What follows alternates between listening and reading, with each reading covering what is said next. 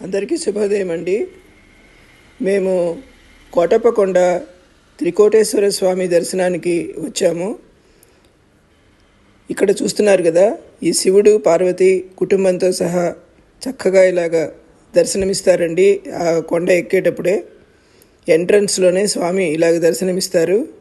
తర్వాత ఇంకో కొంచెం ముందరికి వెళ్ళినప్పుడు మనకి మార్గ మధ్యంలో ఇలా పక్కన ఇలా బ్రహ్మ, లక్ష్మీనారాయణులు, కాళీమర్దన చేసే కృష్ణుడు, ఇలాగ మనకి ఇంతింత విగ్రహాలు చక్కగా మనకి మార్గ మధ్యంలో దర్శనమిస్తాయండి. ఈ లక్ష్మీనారాయణుల విగ్రహం కూడా ఎంత బాగుందో చూడండి. చాలా బాగున్నాయి అన్నమాట. కొంచెంసేపు ఇక్కడ ఆగి స్వామిని చూసుకుని మళ్ళీ వెళ్ళామండి కొండ మీదకి. ఇది కొండకెళ్ళే దారి అన్నమాట. ఆ దారిలో ఇలా ఉన్నాయి, చాలా ఆకర్షణీయంగా చూసే వాళ్ళకందరికీ కొంచెంసేపు అక్కడ గడిపి వెళ్ళాలనిపించేలాగా అలా ఉన్నాయన్నమాట. ఇలా కొండ మీదకి వెళ్ళిన తర్వాత ఇక్కడ కాళీమర్దన చేసే కృష్ణుడు, ఇది కూడా దారిలోనే అనమాట. కాసేపు ఇక్కడ కూర్చుని కూడా వెళ్ళొచ్చండి. అక్కడ సౌకర్యం, హాయిగా కూర్చునేందుకు బాగుంది. తర్వాత ఇంకా ఈ కొండ మీదకి వెళ్ళే దారి కూడా పూర్వం కన్నా ఇప్పుడు చాలా బాగుందండి. చాలా బాగా డెవలప్ చేశారు. తార్ రోడ్డే, రూట్ అయితే చాలా బాగుందన్నమాట. ఇలా పైకి వెళ్ళిన తర్వాత ఒక పెద్ద విఘ్నేశ్వరుడు విగ్రహం, అసలు అన్నీ చాలా పెద్ద పెద్ద విగ్రహాలు అన్నమాట. ఇట్లా విఘ్నేశ్వరుడి విగ్రహంతో ఇక్కడికి మనం లోపలికి వస్తాం అన్నమాట. ఆ విఘ్నేశ్వరుడి దర్శనం చేసుకుంటాం, లోపలికి వస్తాం. ఈ కొండను ఏ కోణం నుంచి చూసినా కూడా 3 శిఖరాలు కనిపిస్తాయండి. కనుక దీనికి త్రికూటాచలమని పేరు వచ్చింది. అందువలన ఇక్కడ స్వామి త్రికూటాచలేశ్వరుడు అని పిలుస్తారన్నమాట.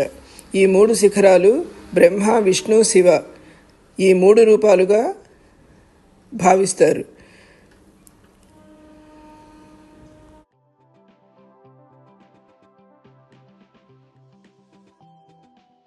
పురాణ కథనాలను అనుసరించి దక్షయజ్ఞం భగ్నం చేసిన తరువాత పరమశివుడు తనకు తాను చిన్న బాలుడిగా రూపాంతరం చెంది దక్షిణామూర్తిగా కైలాసంలో కఠిన తపస్సు ఆచరించిన సమయంలో బ్రహ్మదేవుడు దేవతలతో దక్షిణామూర్తిని సందర్శించి ప్రార్థించి తమకు జ్ఞానబోధ చెయ్యమని కోరాడు.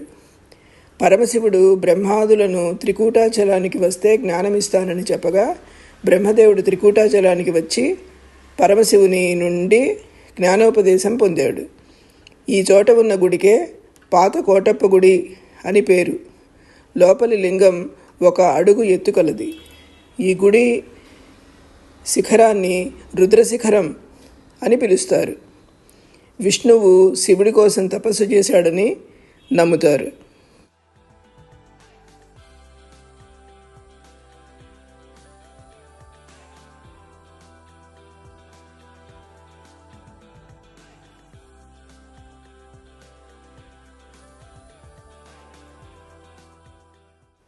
ఇక్కడ ఆనందవల్లి అని ఇంకొక గుడి కూడా చూస్తామండి, ఆవిడ పేరు మీద. దానికి కథ కూడా ఇప్పుడు మనం చెప్పుకుందాం. సుందుడు అనే యాదవుడు భార్య కుందిరితో కలిసి త్రికుట కొండలకు దక్షిణంగా కొండకా ఊరిలో నివసించేవాడుట. వారి మొదటి బిడ్డ ఆనందవల్లి అనే అందమైన కుమార్తె పుట్టిన వెంటనే వారు ధనవంతులయ్యారు. నెమ్మదిగా ఆమె శివుడికి భక్తురాలయ్యింది. రుద్రకొండపై ఉన్న పాతకోటేశ్వర ఆలయంలో ప్రార్థనలు చేయడం ప్రారంభించింది. చివరికి ఆమె తన భౌతిక జీవితంపై ఆసక్తిని కోల్పోయింది. ఆమె ప్రతిరోజు రుద్రకొండను దర్శించేది. వేసవిలో కూడా తపస్సు చేసేది. ఆమె తపస్సుకు సంతోషించిన శివుడు జంగమదేవరలాగా ఆమె ముందు కనిపించి ఆమెకి భౌతిక జీవితంపై ఆశ కలిగేలాగా చేశాడు. ఆమె లోతైన భక్తికి అతను మళ్ళీ కనిపించి పూజలు చేయడానికి కొండ ఎక్కుతూ దిగుతూ ఇబ్బందులు తీసుకోవలసిన అవసరం లేదని ఆమెకు చెప్పాడు. ఆమె ఇంటికే తాను వస్తానని ఆమెకు వాగ్దానం చేసి ఆమెను ఇంటికి వెళ్ళమని ఆజ్ఞాపించాడు. అయితే ఇంటికి వెళ్ళేటప్పుడు ఒక్కసారి కూడా వెనక్కి తిరిగి చూడవద్దని సలహా ఇచ్చాడు. రుద్రకొండ నుండి ఆనందవల్లి తన ఇంటి వైపుకు వెళ్ళే మార్గంలో బ్రహ్మకొండకు చేరుకున్న తరువాత ఆమెకు అనుమానం వచ్చి వెనక్కి తిరిగి చూసింది. ఆమె వెనక్కి తిరిగిన క్షణం ఆమెకు ఇచ్చిన వాగ్దానాన్ని వీడి జంగందేవర కొండపై ఉన్న ఒక గుహలో ప్రవేశించి లింగరూపుడయ్యాడు. ఈ పవిత్ర స్థలం కొత్త కోటేశ్వర ఆలయంగా ప్రసిద్ధి చెందింది. ఆవిడ కూడా తన భక్తికి శివుడు పెట్టిన పరీక్షగా భావించి ఆయనలోనే ఐక్యమైంది. ఈ ఆలయానికి దిగువ భాగాన గొల్లభామ గుడి నిర్మించారు. ఈ గుడిని సాలంకయ్య నిర్మించినట్లు స్థల పురాణం చెబుతుంది.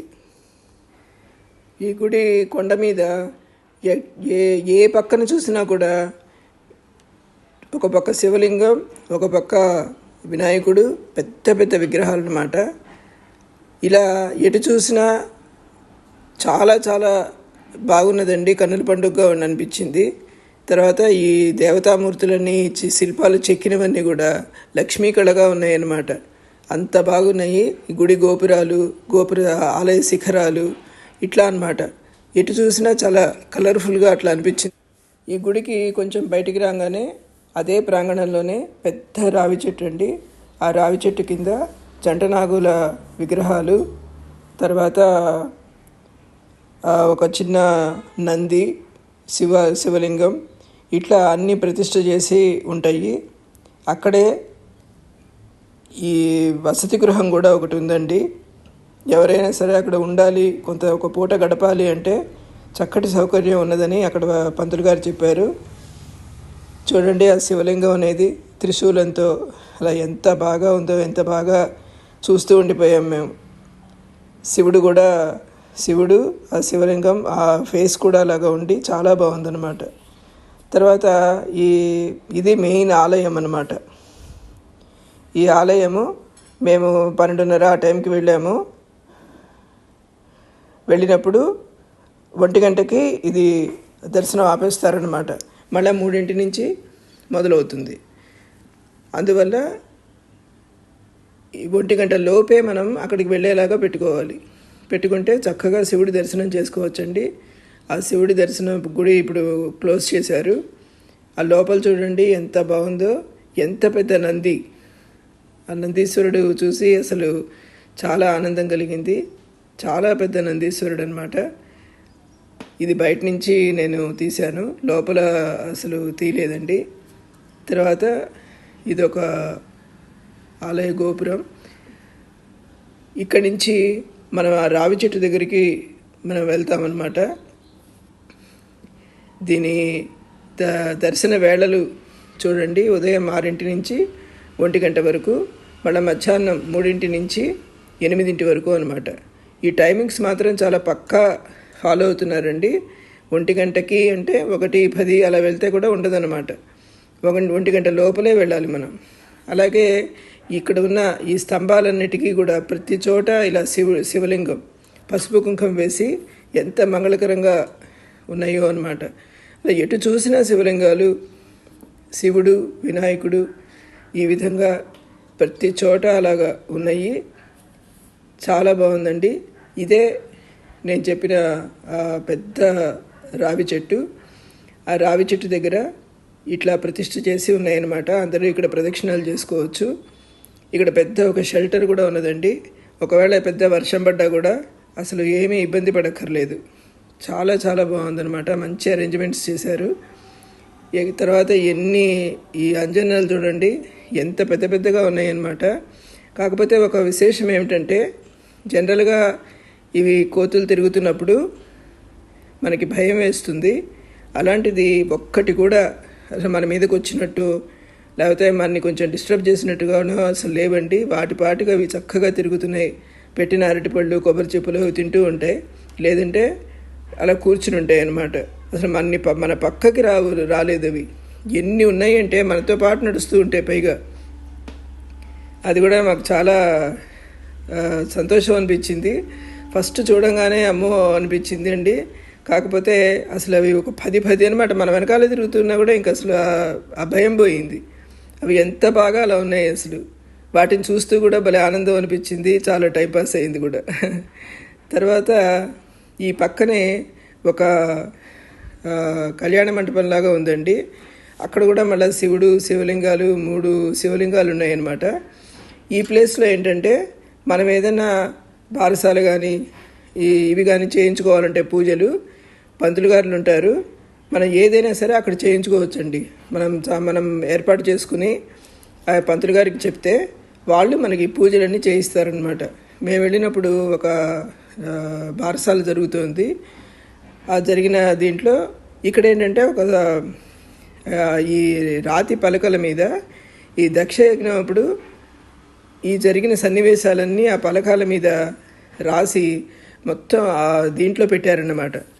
అసలు ఎంత తెలియని వాళ్ళకు కూడా అది చదువుకుంటే ఒక లెవెల్కి అంతా అర్థమైపోతుంది అనమాట. అంత బాగా రాశారండి. అక్కడ కూడా మనం ఏదైనా పూజా కార్యక్రమాలు చేసుకోవాలని అనుకున్న వాళ్ళు ఇది కూడా ప్లాన్ చేసుకుని పెడితే చక్కగా చేసుకోవచ్చండి. చేసుకున్న తర్వాత ఈ దర్శనం కూడా అయిన తర్వాత మేము కొంచెం బయటికి రావాలన్నమాట. ఇవన్నీ ఈ నాగేంద్రుడి పడగలు, అసలు ఎన్ని పడగలు ఉన్నాయో చూడండి. అబ్బా, ఇవి ఇంకా డైరెక్ట్గా చూస్తే చాలా చాలా మంగళకరంగా ఉన్నాయండి. చాలా బాగున్నాయి.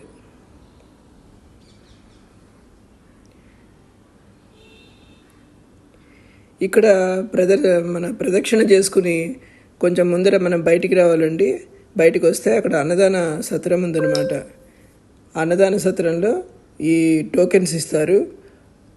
ఆ టోకెన్స్ తీసుకుని ఉచిత భోజనం కూడా బాగుందండి, ప్రసాదం. ఆ భోజనం తిని మేము ఇంకా బయలుదేరామన్నమాట. ఈ విధంగా కోటప్పకొండ ఒక 4 hours 5 hours పెట్టుకుని చక్కగా మొత్తం తిరిగి, ఆ అంజన్న చూడండి ఎలా పరిగెత్తుకొస్తున్నాడు. అవి అట్నుంచిటు తెగ పరిగెట్టేస్తూ ఉంటాయి, ఆడుకుంటున్నాయి. కానీ మన జోలికి మాత్రం రావన్నమాట. అవి ఎంత మనకి చూడడానికి కూడా భలే ఎంటర్టైన్మెంట్గా అనిపించింది. తర్వాత ఈ నాగేంద్రుడి దగ్గర పెట్టిన అరటిపళ్ళు కానీ కొబ్బరి చిప్పలు చక్కగా అవి తినేసి చక్కగా అలా కూర్చునుండి మళ్ళీ అవి ఎంత బాగా ఆడుకుంటున్నాయంటే అవి ఒక కోతికి ఒక 10 కోతులు ఫాలో అవుతూ ఉంటాయి. చిన్నవి ఎంత చిన్న పిల్లలు ఉన్నాయంటే అసలు బుజ్జి పిల్లలు అనమాట. అవి మొత్తం ఒక గ్రూప్గా తిరిగేస్తూ ఉంటాయి. యాక్చువల్గా తిరుగుతున్నప్పుడు మేము వీడియో తీయాలి అనుకున్నప్పుడు మొత్తం అలా వాటికి ఎట్లా తెలుస్తుందో, ఎంత షార్ప్ అంటే మనం ఫోన్ తీసే లోపలే అవి అలా గుంపుగా వచ్చేవన్నీ డిస్పర్స్ అయిపోతాయి అన్నమాట. మళ్ళీ మనం ఏం తీయట్లేదు అన్నప్పుడు అవి చూస్తాయి అనుకుంటా, మళ్ళీ చక్కగా గుంపులుగా తిరిగేస్తూ ఉంటాయి. అలాగే సూర్యనారాయణమూర్తి దర్శనం కూడా చేసుకొని రావడం జరిగింది.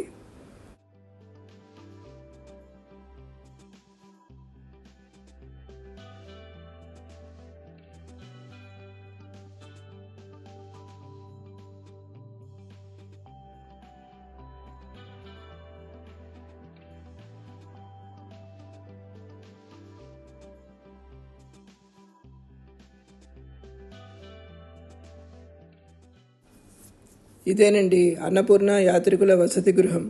ఈ గృహంలో ఈ హాల్లో అన్నమాట చక్కగా ఫ్యాన్లు అవి ఉన్నాయి. స్వామివారి మహానివేదన గది అని ఒకటి, తర్వాత పొంగల్ గది అని ఒకటి ఇట్లా రాసి పెట్టున్నాయి అన్నమాట. యాత్రికులు కూడా కాస్త విశ్రాంతి తీసుకోవడానికి ఇక్కడ కూర్చుని ఉన్నారండి. లోపల హాయిగా కూర్చుని మళ్ళీ సాయంత్రం దర్శనం చేసుకుని వెళ్ళొచ్చు అనమాట. అంటే ఎవరైనా 1 గంటకి అలా వెళ్ళిన వాళ్ళు కూడా ఒక 2-3 గంటలు విశ్రాంతి తీసుకోవాలంటే ఈ భవనంలో విశ్రాంతి తీసుకోవచ్చని వాళ్ళు చెప్పారు. ఇప్పుడు మనం ఏదైనా పూజ కావాలంటే చేయించుకోవచ్చు అని చెప్పాను కదా, ఇదేనండి ఈ హాల్ లాగా ఉంది, పెద్ద హాల్ అన్నమాట. అందులో శివుడు ఇలా శివలింగ రూపంలో 3 శివలింగాలు అన్నమాట. దేనికదే ఇలా కట్టేసి ఉన్నది. దీంట్లో మనం కావాలంటే అభిషేకాలు కూడా ఇక్కడ చేసుకోవచ్చు అనమాట. శివుడికి అభిషేకం చేసుకోవాలి, ఇక్కడ మనకు అంతా అవైలబుల్గా ఉంటుందన్నమాట. మనం ఏది ఎట్లా అనుకున్నా పూజ కానీ శివుడికి అభిషేకం కానీ అన్నీ మనం చేసుకోవచ్చు ఇక్కడ. ఈ మందిరంలో ఎలౌడ్ అనమాట. పంతులు గారు వస్తారు, చేపిస్తారు. తర్వాత ఈ కనిపించే ఈ రాతి పలకాలు అని చెప్పా కదా, దీనిలో ఏంటంటే దక్షయజ్ఞంలో ఫస్ట్ పార్వతీదేవి పుష్పక విమానంలో వెడుతున్నప్పుడు ఈ చాలామంది బయలుదేరి వెళ్తున్నట్టుగా చాలామంది వెళ్తూ ఉంటారనమాట. అప్పుడు ఆవిడ పుష్పక విమానాన్ని ఆపి అడుగుతుంది, ఏంటండి ఇంత హడావుడిగా వెళ్తున్నారు, అందరూ ఎక్కడికి వెళ్తున్నారు అని. అది ఈ రాతి పలకాల మీద ఇట్లా రాశారనమాట, ఒక్కొక్క దాని మీద ఒక్కొక్కటి. అప్పుడు వాళ్ళు చెప్తారు, ఇలా దక్ష ప్రజాపతి యజ్ఞం చేస్తున్నాడండి, దానికి మమ్మల్ని పిలిచారు, వెళ్తున్నాను అని చెప్పి చెప్తారనమాట. అదేంటి దక్ష ప్రజాపతి అంటే మా నాన్నగారే కదా, నాకు చెప్పలేదేంటి అని చెప్పిందని అదొక రాతి పలకం మీద ఈ చిత్రపటాల ద్వారా అన్నీ ఎంత బాగా చిత్రీకరించారంటే ఇవి సజీవంగా ఉన్నాయన్నమాట. ఎంత బాగున్నాయంటే డైరెక్ట్గా చూస్తే ఒకసారి మీరు ఎప్పుడైనా వెళ్ళినప్పుడు కూడా ఇది తప్పకుండా చూడండి, ఎంత బాగున్నాయి.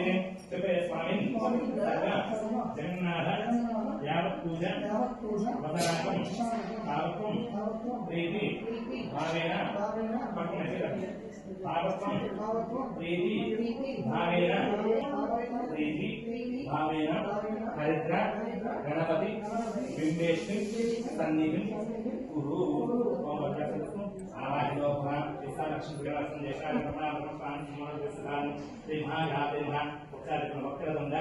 మహాకాయ కోటి సూర్య సమప్రభ నిర్విఘ్నం కురుమేదేవ మమ సర్వకార్యేషు సర్వదా శుభప్రదం. శ్రీ మహాగాయాన్ని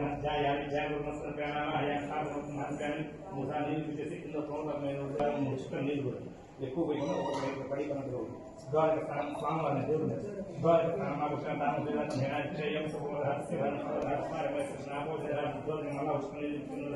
అమ్మాయి చేస్తుంది బాగా అమ్మాయి చేశారు. ద్వారకైన స్నానం సమర్పయామి గంధస్య సమర్పయామి పుష్పై అక్షరై పూజయామి అక్షముద్రయ ఓం గంగణపతి ఓం గంగణపతి ముఖాయ అగ్గిపెట్టిందమ్మా జగంధాయ నమః జగన్నికాయ నమః సంభోగనాయ నమః హేరంభాయ నమః కందభోజాయ నమః సర్వసిద్ధిప్రదాయకాయ నమః బుద్ధిగణపతే నమః బుద్ధిగణపతే నమః లక్ష్మీగణపతే నమః అర్థగణపతే నమః ఉచ్చిష్టగణపతే నమః ఊర్ధ్వగణపతే నమః ధనగణపతే నమః ధాన్యగణపతే నమః క్షిప్రగణపతే నమః భిక్షగణపతే నమః నాట్యగణపతే నమః హేరంభగణపతే నమః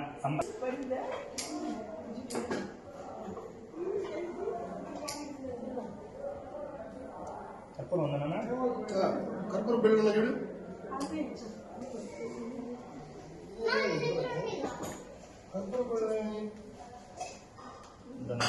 చెప్పండి. మాఘ్రామయామో మనస్పత్రభయామి సాక్షాత్ ప్రత్యక్ష దీపం దర్శయామి. సూర్య భగవాన్ కలిసి నమస్కారం చేసుకోండి. సాక్షాత్ ప్రత్యక్ష దీపం దర్శయామి. ధూపదీపాంతం ఆగ్రహంపై పడుతుంది, నీళ్ళు ఇక్కడ చూపించి ఇక్కడ వదిలేసేయండి. ధూపదీపాంతం ఆగ్రహం ధూపదీపా దేవుడు గుళ్ళు ఇచ్చాను.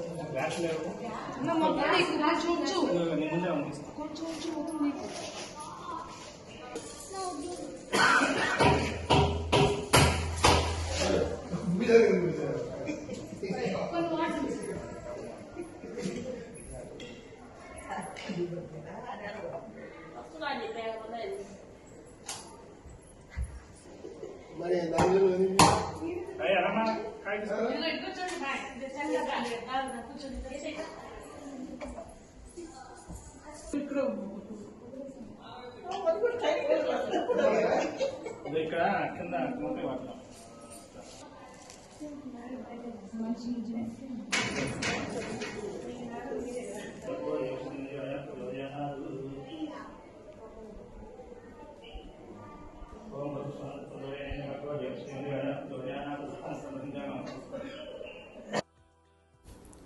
ఇది అన్నదానానికి దారి అన్నమాట. ఇక్కడ ఇలా మెట్లు దిగి కిందకి వెళ్ళిన తర్వాత ఇది ఇక్కడ అన్నదానానికి ఆ బయట వైపు ఒక టోకెన్స్ ఇస్తారు. ఆ టోకెన్స్ తీసుకుని ఈ బిల్డింగ్లో భోజనాలు పెట్టారనమాట. ఈ అన్ని అరేంజ్మెంట్స్ కూడా చాలా చాలా బాగున్నాయండి.